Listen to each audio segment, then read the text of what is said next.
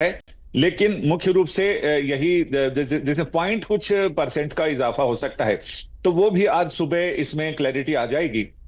लेकिन बहुत ज्यादा इजाफा होने के चांसेस नहीं है। जो पिछली बार लोगों ने पिछली बार निर्वाचन आयोग ने भी जो सिस्टम रखा हुआ था, उस सिस्टम से 3 दिन तक आंकड़े आ रहे थे। लेकिन इस बार आयोग ने इन सारे विवादों को शांत करते हुए ये कहा है कि हर एक बूथ पर वेबकास्टिंग कराई जाएगी, ताकि वेबकास्टिंग के जरिए हर एक बूथ से रियल टाइम में डेटा आ सके, जिससे किसी को निर्वाचन आयोग की निष्पक्षता पर उंगली उठाने का मौका ना मिले।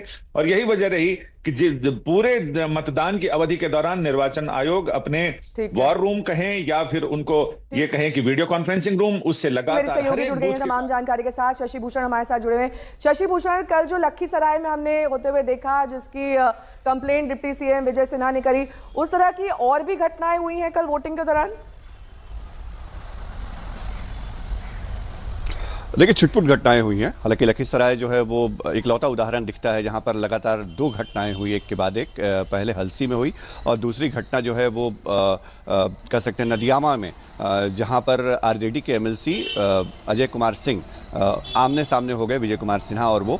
और वहां पर जो तस्वीरें हुई वो लगातार रिपोर्ट हमने करी भी थी। लेकिन वैशाली में एक दूसरी घटना हुई है। तो चुनाव आयोग के पास रिपोर्ट आई है दोनों जगहों की, जो हमारी जानकारी है। और संभव है कि इस पर जो भी अगर कहीं कोई गड़बड़ी पाई गई है, क्योंकि कल एसडीओ लखीसराय ने भी कहा था कि हम लोग रिपोर्ट देंगे, अगर वो रिपोर्ट में कुछ ऐसी गड़बड़ियां सामने आती हैं जैसा आरोप विजय कुमार सिन्हा लगा रहे थे, तो संभव है कि उस पर कार्रवाई होगी। नेहा, ठीक है।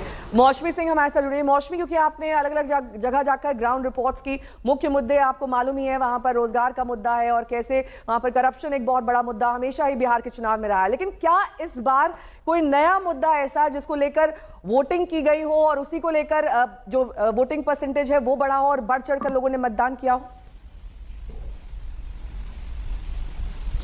देखिए, जहां तक मुझे लगता है कि सत्ता पक्ष का सवाल है, तो सत्ता पक्ष ने अपने काम गिनाए हैं और सत्ता पक्ष की तरफ से जो स्कीमें योजनाएं दी गई हैं वो मुख्य मुद्दा रहा है। बीजेपी के नेता हों चाहे जदयू के नेता हों, तमाम एनडीए के नेता इन्हीं का प्रचार करते हुए नजर आए। और कहीं ना कहीं बीच में जिक्र जंगल राज का भी हुआ।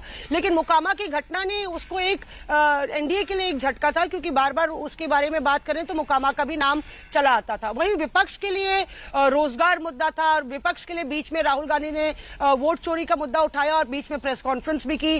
तो वोट चोरी का मुद्दा बनाने की कोशिश की। हालांकि मुझे नहीं लगता कि बिहार में वो घर किया।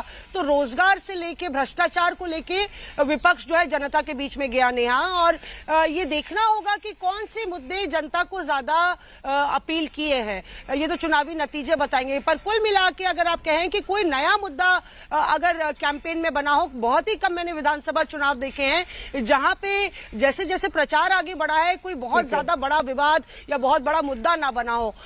बिहार के इस चुनाव में मैंने खासतौर से देखा कि जो मुद्दे मैनिफेस्टो से लेके जो मुद्दे चले आ रहे थे वही लगातार बरकरार है। ठीक है, मैं लौटूंगी आप सभी के पास, लेकिन इस बीच एक बड़ी खबर आ रही है। एटीसी में